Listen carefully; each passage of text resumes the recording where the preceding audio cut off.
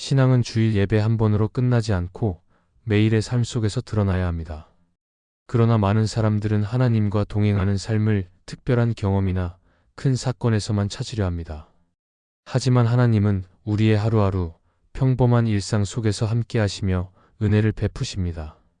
그래서 하나님과 동행하는 사람의 하루는 다른 모습으로 채워집니다. 그 하루에는 세상이 주는 바쁨과 억울함 속에서도 하나님의 뜻을 묻고 멈추어 서며 자신을 돌아보고 모든 것을 하나님께 맡기는 지혜가 담깁니다. 오늘은 하나님과 동행하는 사람의 하루에 반드시 나타나는 중요한 특징들을 함께 나누고자 합니다. 첫째, 하나님과 동행하는 사람은 기회마다 하나님의 뜻을 묻습니다. 사람은 매일 수많은 선택을 하며 살아갑니다. 어떤 말로 대답할지, 어떤 행동을 취할지, 어디에 시간을 투자할지, 작은 순간마다 우리는 선택을 하게 됩니다. 그런데 하나님과 동행하는 사람은 이 선택의 순간마다 단순히 자신의 생각이나 감정에 따라 움직이지 않고 하나님께 뜻을 묻습니다. 그것은 무언가 거창한 의식이나 특별한 계시를 기다리는 것이 아니라 일상 속에서 하나님께 마음을 열고 그분의 인도를 구하는 태도입니다. 하나님은 우리의 모든 삶을 아시고 가장 선한 길로 인도하시는 분입니다. 따라서 그분의 뜻을 묻는다는 것은 단순히 무엇이 옳고 그른지를 판단하는 차원을 넘어 하나님께서 지금 내 삶에 원하시는 길을 따라가겠다는 고백입니다. 우리의 지혜는 한계가 있고 감정은 흔들리기 쉽습니다. 그러나 하나님께 뜻을 묻고 기도하며 의지하는 순간 우리는 더 이상 혼자가 아니라 하나님의 손에 이끌리는 자가 됩니다. 성경을 보면 다윗은 중요한 결정을 내릴 때마다 하나님께 여쭈었습니다. 그는 전쟁을 앞두고도 하나님께 나아가 올라가리이까라고 묻고 하나님의 응답에 따라 움직였습니다. 다윗은 자신이 왕으로서 판단할 능력이 있었지만 자신의 생각보다 하나님의 뜻을 먼저 구했습니다. 그 결과 그는 수많은 위기 속에서도 하나님께서 인도하시는 길을 걸을 수 있었습니다. 하나님과 동행하는 하루는 이처럼 작은 결정과 선택에서도 하나님의 뜻을 묻는 삶입니다. 현실에서는 때로 빨리 판단해야 할 상황이 많습니다. 그러나 그 순간에도 마음 깊은 곳에서 하나님을 의식하고 주님께서 원하시는 길은 무엇입니까? 라는 태도를 가지는 것이 중요합니다. 그것이 잠시의 기도일 수도 있고 말씀을 붙잡는 순간일 수도 있습니다. 중요한 것은 내 마음이 하나님을 향해 열려 있고 그분의 뜻에 귀를 기울이는 것입니다.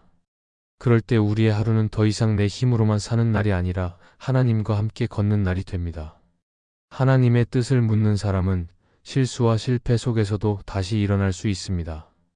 왜냐하면 그가 의지하는 대상이 자기 자신이 아니라 하나님이시기 때문입니다. 때로는 내 계획과 다르게 길이 막히기도 하고 기다림의 시간이 주어지기도 합니다. 그러나 하나님의 뜻을 구하는 사람은 그 시간조차 하나님께서 준비하신 과정임을 믿습니다. 그래서 낙심하지 않고 오히려 더 겸손히 주님의 길을 따릅니다. 우리의 하루에도 수많은 기회가 있습니다. 어떤 만남을 어떻게 대할지, 어떤 말을 건넬지, 어떤 일을 선택할지 모든 순간이 하나님을 의식할 기회입니다. 하나님과 동행하는 사람은 이 기회마다 뜻을 묻습니다. 그러면 하나님은 우리의 작은 발걸음 하나하나를 사용하셔서 더 큰 길로 이끌어 주십니다. 그 하루는 흔들리지 않는 은혜와 평강으로 채워지고 결국 하나님께 영광이 되는 삶으로 이어집니다.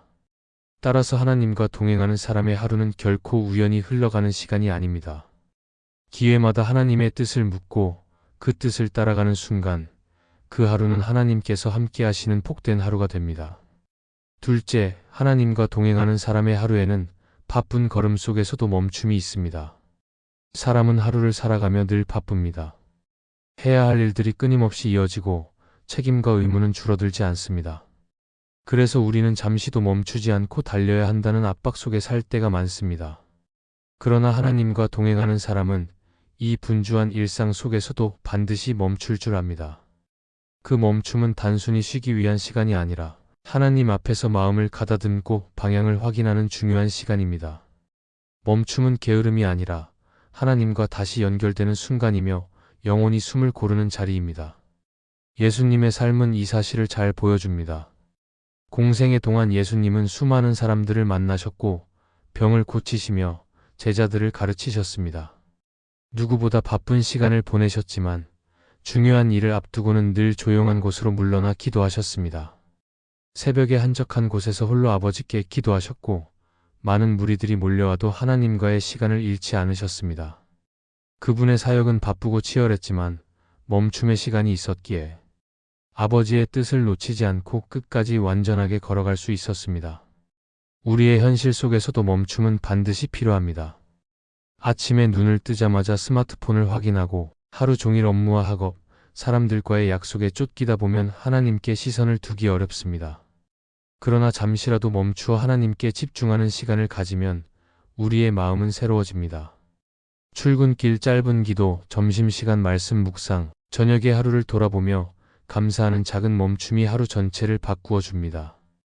바쁨은 사라지지 않지만 그 바쁨 속에서 하나님을 바라보는 훈련이 우리의 삶을 지탱해 줍니다.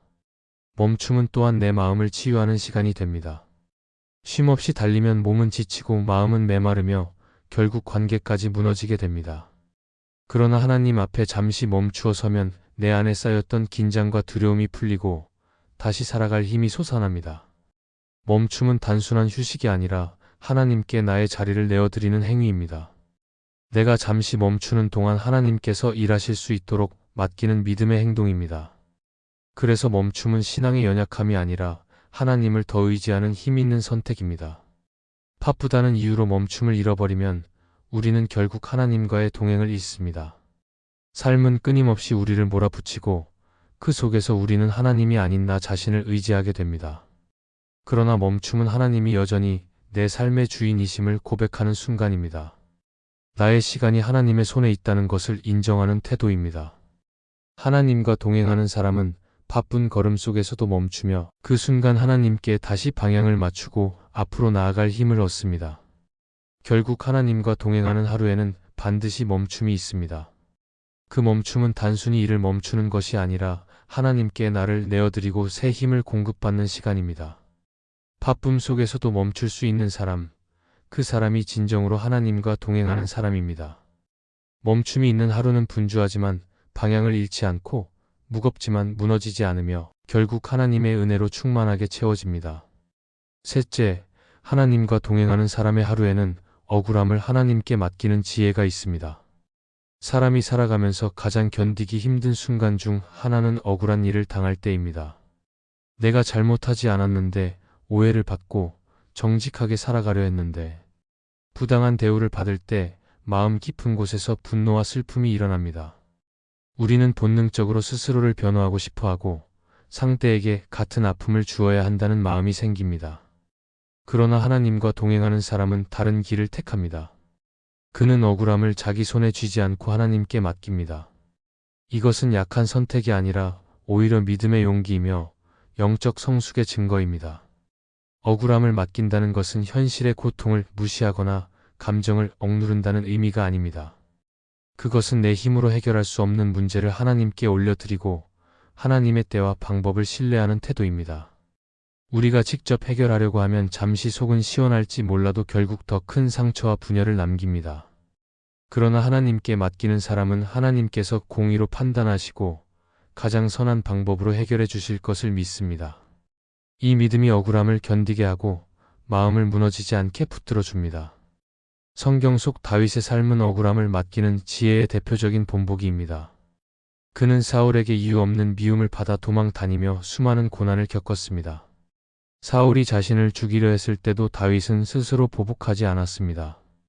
오히려 그는 사울을 죽일 수 있는 기회조차 하나님께 맡기며 이렇게 고백했습니다. 여호와께서 친히 심판하시리니 내가 그분의 손에 맡기겠다. 다윗은 억울한 상황에서 자신의 감정을 앞세우지 않고 하나님께 맡기는 지혜를 선택했습니다. 그 결과 그는 억울함 속에서도 무너지지 않고 오히려 하나님의 사람으로 더 단단히 세워질 수 있었습니다. 우리도 억울한 상황을 겪을 때가 많습니다. 직장에서 이유 없는 오해를 받거나 관계 속에서 부당한 비난을 들을 수 있습니다. 가까운 사람에게 상처를 받기도 하고 때로는 선한 의도로 한 일이 왜곡되어 돌아오기도 합니다. 이럴 때 우리의 마음은 복잡해지고 불안과 분노가 뒤섞여 쉽게 무너집니다. 그러나 그때가 바로 하나님께 억울함을 맡겨야 할 순간입니다. 억울함을 품고 있으면 그것이 점점 내 마음을 어둡게 만들고 결국 나를 갉아먹습니다. 하지만 하나님께 올려드리면 마음이 풀리고 하나님의 평강이 나를 지켜줍니다. 억울함을 맡기는 지혜는 기도를 통해 시작됩니다. 억울한 일을 당했을 때 하나님 앞에 솔직히 털어놓는 것이 필요합니다. 하나님께 내 감정을 감추지 않고 있는 그대로 올려드릴 때 하나님은 우리의 마음을 이해하시고 다스려 주십니다. 또한 말씀을 붙잡을 때 억울함은 새로운 시선으로 해석됩니다. 내가 보기에 불공평한 상황도 하나님이 허락하신 과정이며 그 안에서 나를 다듬고 계신다는 사실을 깨닫게 됩니다. 이 깨달음이 억울함을 이겨내는 힘이 됩니다. 억울함을 하나님께 맡기는 사람은 결국 자유를 누립니다. 억울함을 붙잡고 있으면 과거의 상처에 사로잡히지만 하나님께 맡기면 미래를 바라볼 수 있습니다. 억울함을 붙잡으면 원망과 분노가 계속 자라지만 하나님께 올려드리면 그 자리에서 감사와 소망이 싹트기 시작합니다. 억울함을 맡기는 것은 단순히 문제를 내려놓는 것이 아니라 내 마음의 주인을 하나님께 다시 드리는 행위입니다. 내 감정의 주도권을 하나님께 드릴 때 진정한 평강이 찾아옵니다. 하나님과 동행하는 사람의 하루는 억울함이 없는 하루가 아닙니다. 오히려 그는 다른 사람과 똑같이 억울한 일을 당하지만 그 억울함을 다루는 방식이 다릅니다. 그는 끝까지 붙잡고 씨름하지 않고 하나님께 맡깁니다. 그래서 억울함에 눌리지 않고 오히려 그 억울함 속에서 하나님의 손길을 경험합니다. 결국 억울함을 맡기는 사람은 세상이 줄 수 없는 평안을 누리며 하나님과의 동행 속에서 흔들리지 않는 믿음을 지켜갑니다. 그러므로 억울함을 품고 사는 대신 하나님께 맡기는 지혜를 선택해야 합니다. 억울함은 우리를 쓰러뜨리지만 하나님께 맡김은 우리를 살립니다. 하나님과 동행하는 사람의 하루는 억울함에 묶여 어두워지지 않고 맡김을 통해 자유와 평강을 누리는 하루가 됩니다. 넷째, 하나님과 동행하는 사람의 하루에는 자신을 돌아보는 성찰이 있습니다. 사람은 바쁘게 살아가다 보면 자신을 돌아볼 시간을 잃어버리기 쉽습니다. 해야 할 일이 많고 책임이 쌓여 있을수록 마음은 늘 바깥으로 향하게 됩니다. 그러나 하나님과 동행하는 사람은 하루 속에서 반드시 자신을 성찰하는 시간을 가집니다. 그것은 단순히 잘잘못을 따지는 반성이 아니라 하나님 앞에서 나의 마음과 행동을 비추어 보는 영적 훈련입니다. 성찰은 나를 괴롭히려는 것이 아니라 하나님께 더 가까이 나아가게 하는 은혜의 자리입니다. 성경은 끊임없이 우리에게 자신을 살피라고 말합니다. 고린도후서에는 우리가 믿음 안에 있는지 스스로 시험하고 확증하라고 말씀합니다. 또한 시편 기자는 하나님께 나를 살피시고 내 마음을 아시며 나의 길을 시험하셔서 영원한 길로 인도해 달라고 기도했습니다. 하나님과 동행하는 삶은 이렇게 날마다 내 마음을 하나님 앞에 드러내고 점검하는 성찰을 통해 유지됩니다. 성찰이 없으면 신앙은 쉽게 형식으로 흐르고 믿음의 길은 자기 확신이나 습관으로만 채워지게 됩니다. 그러나 성찰하는 사람은 늘 하나님을 향해 마음을 열고 그분의 빛으로 자신을 비춥니다. 성찰은 하루의 끝에서 이루어질 수도 있고 짧은 순간에도 가능합니다. 예를 들어 하루를 마무리하며 오늘 어떤 말과 행동을 했는지 떠올리고 그 안에서 하나님이 기뻐하실 부분과 회개해야 할 부분을 구별하는 것입니다. 혹은 대화 중에 내 말이 상대에게 상처가 되지는 않았는지 내 행동이 하나님을 드러냈는지 돌아보는 것입니다. 이런 작은 성찰이 쌓이면 신앙은 점점 깊어지고 하나님 앞에서 성숙해집니다. 성찰은 또한 교만을 막아주는 역할을 합니다. 사람은 자기 자신을 객관적으로 보기 어렵습니다. 그래서 잘못된 길을 가면서도 옳다고 착각할 때가 많습니다. 그러나 하나님 앞에서 자신을 돌아보면 교만이 무너지고 겸손이 자리합니다. 내가 가진 것이 은혜임을 깨닫게 되고 나의 부족함을 인정하게 됩니다. 성찰은 나를 낮추는 것이 아니라 하나님을 높이는 길이며 결국 나를 새롭게 세우는 훈련입니다. 팀 켈러는 그의 책 기도에서 이렇게 말했습니다. 성찰 없는 기도는 공허해지고 기도 없는 성찰은 절망에 빠진다. 그러나 성찰과 기도가 함께할 때 우리는 은혜 안에서 변화된다. 이 말은 우리의 신앙이 성찰과 기도를 통해 균형을 잡는다는 것을 보여줍니다. 단순히 자기 성찰에 머물면 스스로를 정죄하게 되지만 기도 속에서 하나님 앞에 성찰할 때 은혜와 소망이 생깁니다. 그래서 하나님과 동행하는 사람은 성찰을 통해 절망이 아닌 회복으로 나아갑니다. 성찰은 우리를 무겁게 만들지 않고 오히려 가볍게 합니다. 하루를 돌아보며 하나님께 회개할 것은 회개하고 감사할 것은 감사할 때 마음은 새로워지고 자유를 얻게 됩니다. 잘못된 길을 빨리 바로잡을 수 있고 작은 순종을 통해 하나님께 더 가까이 갈 수 있습니다. 하나님과 동행하는 사람의 하루는 성찰을 통해 헛되이 흘러가지 않고 하나님이 원하시는 방향으로 다듬어집니다. 결국 하나님과 동행하는 삶은 성찰의 삶입니다. 성찰이 있는 하루는 단순한 하루가 아니라 하나님이 빚어가시는 하루입니다. 바쁘게 흘러가는 삶 속에서 멈추어 자신을 돌아볼 때 우리의 신앙은 흔들리지 않고 깊어지며 하나님을 더 닮아가게 됩니다.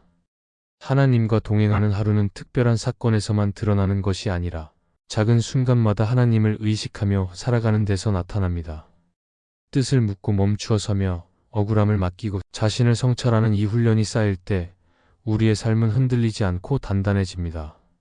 오늘도 하나님과 함께 걷는 하루를 선택할 때 마음에는 평강이 흐르고 삶은 은혜로 채워집니다. 이 말씀이 마음의 은혜가 되셨다면 좋아요와 구독으로 함께 해주세요. 그리고 댓글에 아멘이라고 남겨주시면 하나님의 은혜가 더 많은 사람들에게 전해질 것입니다. 여러분의 삶 위에 하나님의 은혜가 언제나 함께 하시기를 바랍니다. 감사합니다.